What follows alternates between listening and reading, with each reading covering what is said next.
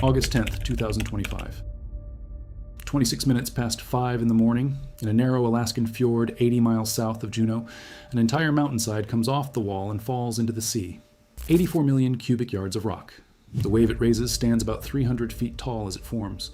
It crosses the channel, climbs the opposite mountainside, and strips the forest off the rock more than 1,500 feet above the water, the second tallest wave ever measured anywhere on Earth. And it happens at a place nobody was watching. For 5 years, every camera, every seismometer, every radar array, and every headline in Alaska had been pointed at a different mountain, a slope 400 miles away called Barry Arm, where scientists had warned that a collapse could send a tsunami toward a town of 275 people. That mountain is still standing, and when they finally instrumented it, they found something almost nobody expected. It was less dangerous than they thought. The problem was never that one mountain. The problem is how they found it. Because when scientists went looking for others, they found 43 more slopes in a single Alaskan sound, and 11 of them can make waves. This is the story of the moving mountain that made everyone look up, and of everything they saw when they did. To understand what is happening in Alaska right now, you have to go back to something that sounds like it belongs in a geology lecture rather than a disaster story. For most of the last 10,000 years, the glaciers of south central Alaska were doing a job nobody assigned them and nobody noticed. They were holding the mountains up. A glacier in a valley is not just ice sitting in a trench. It is a wall. It presses against the rock on either side, and the rock leans on the ice the way a person leans on a railing. Those mountains were carved steeper and steeper by the ice itself, and the only reason they could stand at those angles was that the ice was still there at the bottom, taking the weight. Then the ice began to leave. Jillian Nicolazzo, who coordinates the landslide program for the Alaska Division of Geological and Geophysical Surveys, described what happens next in a sentence. When that ice starts to melt, she said, the space it occupied becomes a void, and rock and soil fill that void. On the slope this story is about, she was blunter. The ice that had been holding all that rock in place is not there anymore. It is too steep. So it has to find an equilibrium. Finding an equilibrium is a calm way of describing a mountainside going into the ocean. And in Alaska, when a mountain lets go, it does not land in a field, it lands in water. A fjord is a valley that a glacier carved out and the sea then filled, and that gives it a very particular shape. The walls are close together and nearly vertical. The water is hundreds of feet down, sometimes more than 1,000, and the far end is closed. When millions of tons of rock drop into that shape, the displaced water has nowhere sideways to go. In the open ocean, a disturbance spreads across thousands of square miles and flattens as it travels. In a fjord, it gets shoved into a corridor with rock on both sides, and the only direction left is up the opposite wall. This is why the numbers in this story do not sound real. The tsunami that crossed the Indian Ocean in 2004 produced run-ups generally measured in tens of feet. Alaskan fjord landslides have produced run-ups measured in the thousands. Prince William Sound is a maze of these containers, ringed by the Chugach Mountains, laced with inlets and arms and full of glaciers pulling back from the valleys they spent millennia carving. Every one of them is unloading a slope it used to support. Nobody for a very long time was checking on any of them. In the spring of 2020, that changed. And it changed because someone looked at satellite photographs of a place nobody had any particular reason to look at. The place was Barry Arm, a fjord in the northwestern corner of Prince William Sound, about 30 miles northeast of a small town called Whittier. Barry Glacier, at the head of the fjord, had been retreating fast. Chun-Li Dai, a researcher at Ohio State University, used imagery from the NASA and United States Geological Survey Landsat program and worked out that the mountainside the glacier had been holding was moving, not moving the way mountains normally move. Historic photographs showed the slope had been creeping since at least the 1930s, which is slow enough to be almost philosophical. But by 2020, there were episodes where it shifted 2 meters, more than 6 feet, in 30 days. The unstable mass came to 455 million cubic meters. In May of that year, 14 scientists published an open letter on the website of the Alaska Department of Natural Resources. A landslide-generated tsunami at Barry Arm, they wrote, could affect areas frequented by tourists, fishing vessels, and hunters, potentially hundreds of people at one time. Then they put a clock on it. They believed it was possible within the next year and likely within 20. That letter is the reason anyone in America has ever heard the phrase Barry Arm. It is also, as it turns out, not the most important thing about it. The community in the path of that warning is one of the strangest places in the United States. Whittier, Alaska, has about 275 residents, and very nearly all of them live in the same building. Begich Towers, 14 stories, built in the 1950s as an Army Corps of Engineers headquarters. It holds 196 apartments, plus a hospital, a hotel, a market, a church, and an indoor pool, so that in bad weather, nobody has to go outside at all. There is one road in and out, a single-lane tunnel shared by cars and freight trains, running roughly 60 miles back toward Anchorage. There is a second tunnel in town, 512 feet long and sheltered, and its purpose is to be the route people take when a wave is coming. On the waterfront, there's a plaque remembering the residents of Whittier killed on Good Friday in 1964, depending on which official account you read, either 11 or 13 of them. So Whittier already knows. And the slope that worries the state geologists most is not the famous 130 miles up the fjord. It is Maynard Mountain, which the town's only road tunnel runs directly through, and which stands above both the town and a new cruise dock that opened in 2025. Brentwood Higman, a geologist with the Woodwell Climate Research Center, has done the arithmetic on a failure there. If a landslide failed catastrophically, he said, you have got 2 minutes. There's nothing you can do in 2 minutes, basically. Here is where this story does something that hazard stories almost never do. After the alarm was raised, the money followed.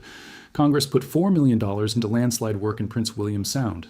NOAA mapped the seafloor at the head of the fjord, so the wave modeling would rest on real measurements instead of guesswork. Radar went up on the far wall. Infrasound arrays were installed to listen for the low sound of falling rock. Seismometers went in. The first one placed directly on the slide was destroyed by a snow avalanche the following spring, which tells you something about the working conditions. And when the scientists ran the numbers again with all that new data, the danger went down. The original assessment had projected a worst-case wave of about 30 feet reaching Whittier.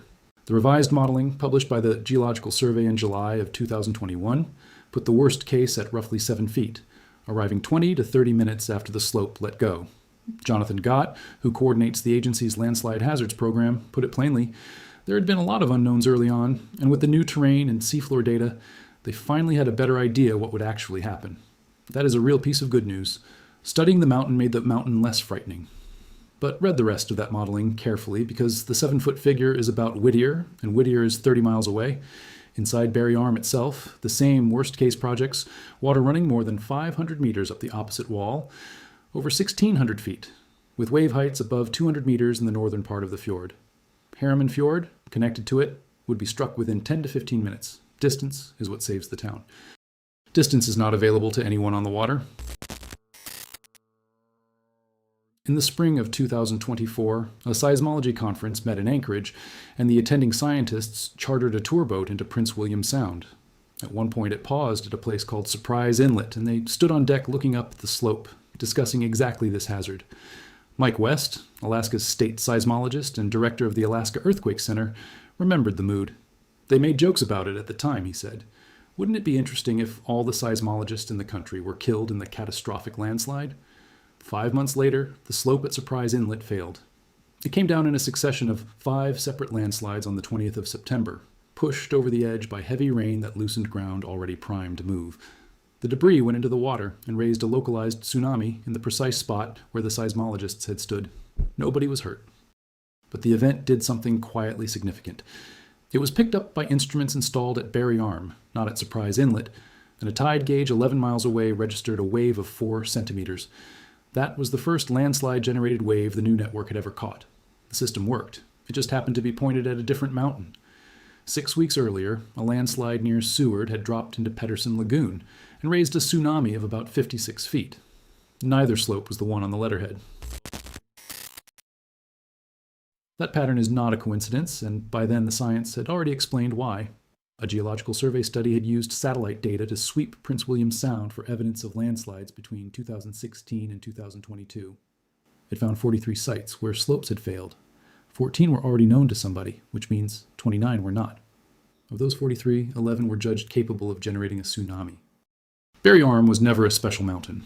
It was the mountain somebody happened to look at first, and the entire apparatus of national attention, federal funding, radar installations, and news coverage grew up around that one accident of discovery.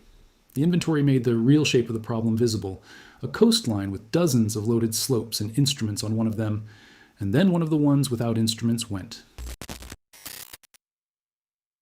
It is the 10th of August, 2025, and the time is 26 minutes past 5 in the morning. Tracy Arm is a narrow fjord roughly 80 miles south-southeast of Juneau, 400 miles from Barry Arm, and a place with no landslide monitoring on it whatsoever. It is a popular destination. Cruise ships come up it. Kayakers camp along it. At the retreating end of South Sawyer Glacier, an entire mountainside comes off the wall. Roughly 84 million cubic yards of rock drops into the water at once.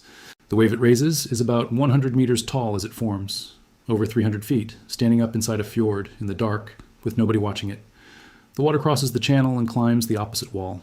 It goes up, and it keeps going up, and it strips the vegetation off the rock as it climbs. Trees, brush, soil, everything, leaving a clean horizontal line across the mountainside where the forest simply stops. That line is how the height is measured afterward. When surveyors reached it, the trim line stood at roughly 1,578 feet above the water, the second highest tsunami run-up ever measured anywhere on Earth, about 150 feet short of the world record. The wave moves down the fjord. 4 miles from the slide, people camped on an island watch a wall of water they later put at 100 feet.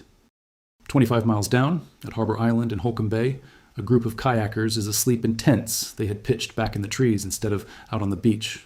An ordinary decision, made for ordinary reasons, the night before. The water comes through their camp and carries off a kayak and some of their gear. One of them described the moment afterward in 7 words. He looked up and he saw a wave coming. Near the mouth of the fjord, a small expedition vessel carrying about 150 people notices fast current and white water and never sees a wave at all. And that is the whole casualty list. No deaths, no injuries. 1 kayak. The reason is not preparedness, and nobody involved pretends otherwise. The mountain came down at 26 minutes past 5 in the morning, before the day's boats had come up the fjord. A few hours later, and the second largest wave in recorded history would have arrived in a channel full of tourists. Jillian Nicolazzo was asked whether the network could have warned anyone. Potentially, she said, but you have to know that the landslide occurred and where before you can do anything at all. We might be talking minutes, but it takes the scientists that long to triangulate where it came from. The landslide happens, and then the water starts moving. There is one place on Earth that has produced a taller wave, and it is also in Alaska. On the 9th of July, 1958, at 10:15 at night, a magnitude 7.8 earthquake on the Fairweather Fault shook roughly 40 million cubic yards of rock into the head of Lituya Bay. The wave that came out of it reached 1,720 feet. That number has never been beaten. 3 fishing boats were anchored in the bay that night, and what happened to them is the closest thing anyone has to a first-hand account of being inside one of these events. Howard Ulrich was aboard the Edry with his 7-year-old son. When he saw the water coming, he made a decision in a couple of seconds and turned the bow directly into it. The wave picked the Edry up, carried it over 80-foot trees standing on the shoreline, and set it back down in the bay. The anchor chain snapped. The boat held together. Both of them lived. Bill and Vivian Swanson were on the Badger. Their boat was carried too, but the water around them was full of broken timber, and a trunk came through the pilot house and broke several of Bill Swanson's ribs. They got into a skiff and were picked up by another boat out looking for survivors. Orville and Mickey Wagner were on the Sunmore, and they did not get out. 5 people died that night. Then there's the other kind of story, and it is the one that has become more common. On the 17th of October, 2015, 180 million tons of rock slid into Tan Fjord, an arm of Icy Bay. The wave ran 633 feet up the far side and tore the forest off 8 square miles of Wrangell St. Elias National Park. 10 miles away, at the mouth of the fjord, it was still 50 feet tall. Nobody saw any of it. Icy Bay is uninhabited, and there was no one within reach. The 4th largest wave ever measured on this planet happened, and the only reason we know is that scientists went and read it off the mountainside afterward. The reason any of this is treated as an emergency rather than a curiosity is that Prince William Sound has already run the experiment with people in it. On Good Friday, the 27th of March, 1964, a magnitude 9.2 earthquake, the second most powerful ever recorded, struck south-central Alaska and killed 139 people. A great many of them were not killed by the shaking and not by the ocean-crossing tsunami that reached California hours later. They were killed by local landslide waves that arrived inside of 5 minutes. At the village of Chenega, submarine landslides sent water ashore roughly 4 minutes after the ground started moving. Survivors described waves as high as 100 feet as villagers ran uphill for the schoolhouse. 23 of the village's roughly 75 residents died, the worst proportional loss of any community in the disaster. 12 of them were children. That same afternoon in Valdez, the first supply ship of the spring had docked at 4 o'clock, and 28 people were out on the pier, including the longshoremen's children who had come down to watch the unloading. When the earthquake hit, a slice of waterfront roughly 3/4 of a mile long slid into the sea and took the dock with it. The wave came back in 2 to 3 minutes. Around 30 people died there. Those are the numbers that sit underneath the modeling. The waves at Lituya Bay and Fjord and Tracy Arm were far larger and killed almost no one, and the reason in every case is the same.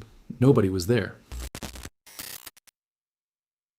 So the state of things today is a strange split. At Barry Arm, the one slope that got famous, the picture has genuinely improved. It is currently moving slowly, under 50 millimeters a day and mostly at the surface. The wave projection for Whittier came down. The prediction in that 2020 letter that a tsunami might come within the next year did not happen. Everywhere else, almost nothing is being watched at all. Gabriel Wolken, who runs the state's climate and cryosphere hazards program, has been frank about the constraint. Agencies do not have the resources to build a Barry Arm-style installation at every dangerous site. What they can do is look. Wolken himself seems unable to stop. "I'm always looking at the slopes," he said. "I know the destruction that's possible from gravity. I don't zone out. I'm always scanning." Brentwood Higman is building the affordable version of an answer. Cheap radar units and glass housings, the kind of hardware a fishing boat carries, maintained by the communities they sit above and reporting over the internet. His stated goal is 100 sites. He has 12. Even the flagship system is not secure. In April of 2025, the State Division issued a public notice that administrative upheaval inside the federal agencies involved had delayed equipment repairs and service renewals needed to keep Barry Arm fully operational. Delays that, in its own words, could temporarily affect tsunami hazard awareness and response in the region. The people who have moved fastest on all of this are not regulators. They are operators. The cruise company that ran the famous Glacier tour stopped taking passengers into Barry Arm and, for now, skips Surprise Inlet as well. Its vice president of marine operations explained the decision without any drama. "You can't predict it, but it's grown enough that it's just not worth it anymore." A kayak company owner who also serves as Whittier's vice mayor stopped running commercial trips there over liability. Not everyone in town agrees. A woman who has run a waterfront shop in Whittier for 30 years does not see it as any big threat. "You'll hear the crash," she said, "when they come down." What makes Barry Arm matter is not the wave it might one day produce. On the evidence, that wave is smaller than anyone first feared, and it may not come in our lifetimes. What makes it matter is that finding it taught people how to look. And the first thing looking revealed was how much of Alaska nobody had ever looked at. 43 sites in one sound.